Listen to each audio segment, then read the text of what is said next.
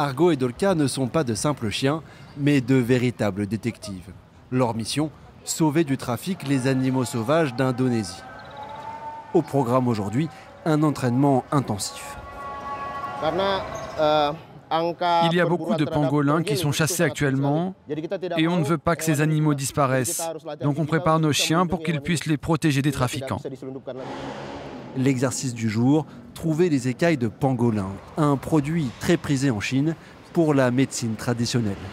Ok, vas-y. Grâce à leur excellent odorat, les chiens ne mettent pas longtemps avant de trouver l'échantillon suspect. Bravo. Leurs dresseurs, des volontaires pour une ONG locale, aident régulièrement les autorités à lutter contre le trafic d'animaux sauvages, contrôlé par une véritable mafia. On reçoit souvent des menaces, mais on n'a pas peur. Tous les membres de notre ONG défendent la liberté et le bien-être des animaux. Je suis fier d'appartenir à une telle équipe. Leur ONG a déjà sauvé des animaux en danger critique d'extinction, comme cet orang-outan en 2018. Avec plus de 17 000 îles, l'Indonésie est un des plus grands réservoirs de biodiversité au monde. L'archipel est donc au cœur de cette contrebande mondiale. Lors de presque toutes nos opérations, nous trouvons des oiseaux. Si vous visitez un de ces marchés à Jakarta, vous en verrez qui viennent de Sumatra, une île voisine. Capturés par des braconniers, beaucoup d'animaux sauvages finissent sur des marchés de Jakarta, la capitale. Des milliers de singes, d'oiseaux ou de reptiles y sont vendus chaque année. Nous interrogeons les vendeurs en caméra discrète. D'où viennent ces animaux? Ils viennent de Papouasie. Ces petits marsupiaux, très populaires, ne sont pourtant pas adaptés à la vie domestique. La très grande majorité meurt après quelques mois de captivité. Les clients de ce vendeur sont principalement indonésiens. Mais il a aussi une clientèle étrangère. Pourtant, exporter des animaux sauvages est strictement réglementé. Alors, pour éviter les contrôles, le vendeur a une technique bien rodée. Vous n'avez qu'à les mettre dans un sac avec quelques pommes. Ils peuvent survivre 2 à 3 jours comme ça. Et si la police les trouve?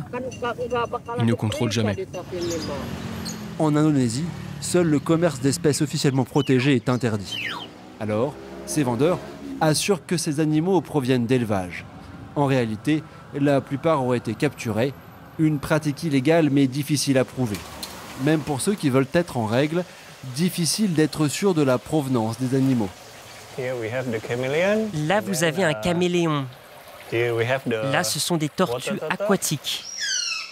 À Jakarta, ce passionné vend des reptiles rares, comme ce lézard à langue bleue.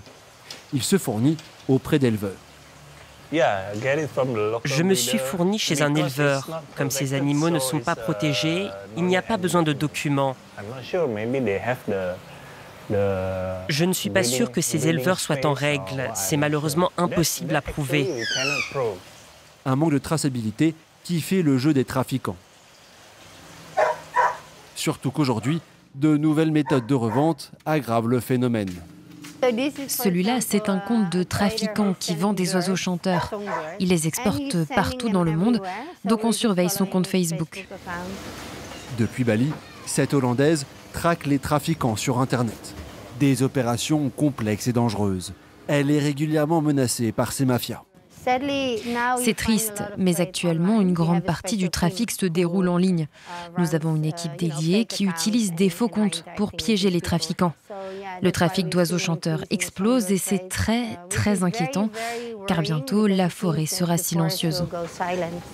Vétérinaire, elle accueille dans ce refuge les animaux sauvés du trafic.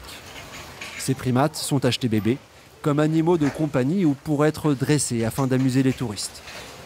Une fois adultes, devenus trop dangereux, ils sont maltraités ou relâchés. Un de nos singes s'appelle Bella. Quand on l'a sauvée, elle était attachée. Sa chaîne était tellement serrée qu'elle l'a blessée au ventre. Les gens doivent arrêter de croire que ces animaux peuvent être domestiqués. Ce sont ces comportements qui nourrissent le trafic. Objectif du refuge, leur rendre leur liberté. Les libérer, les relâcher dans la nature, c'est la seule chose qui compte. Mais ça demande beaucoup de temps, d'efforts et de courage. Mais quand on se dit « ça y est, il est prêt, on le libère », c'est un moment extraordinaire. Si l'Indonésie est la plaque tournante du trafic d'animaux sauvages, le problème est mondial. Selon Interpol, ce commerce illégal représenterait dans le monde 20 milliards de dollars par an.